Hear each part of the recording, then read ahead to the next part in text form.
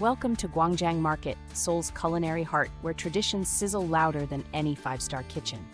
As we weave through stalls draped in red and yellow awnings, the air thick with the scent of frying pancakes and marinated beef, one truth becomes clear. Here, authenticity isn't served on silver platters. It's crafted on weathered griddles by hands that have perfected flavors over decades.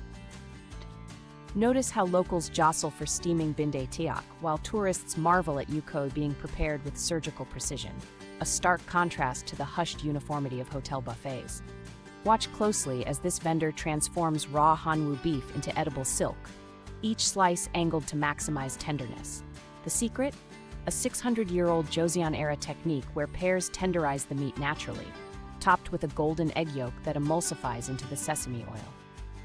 Unlike buffet fare reheated under lamps, Yukhoe is mixed to order, its freshness guaranteed by market elders who've supplied meat here since the 1960s. As we taste, the sweetness of pear, the umami of beef, and the nutty sesame create a harmony no hotel conveyor belt could replicate. Hear that crackle? That's the sound of mung bean batter meeting scorching cast iron, a recipe born from Joseon Dynasty famine, now a symbol of Korean resilience. These pancakes pack ground mung beans, kimchi, and pork belly into a crisp shell that shatters to reveal a chewy core.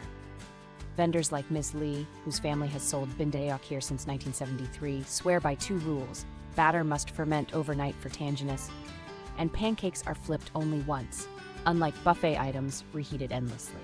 Paired with icy makgeolli, it's a texture symphony no hotel tray can match.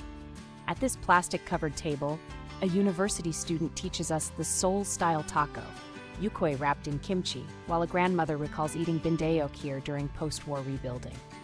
Hotel food is lonely, laughs Mr. Park, a regular for 20 years, as he pours soju into shared cups.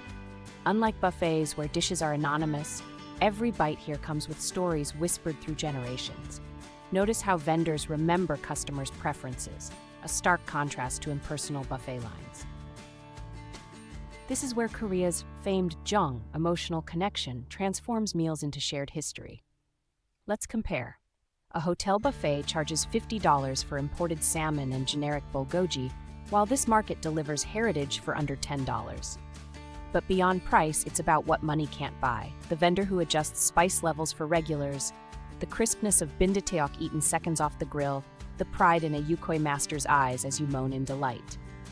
As night falls and lanterns paint the market gold, we realize true luxury isn't marble floors or endless options, it's the irreplaceable alchemy of craft, community, and centuries-old flavors you'll only find where locals eat.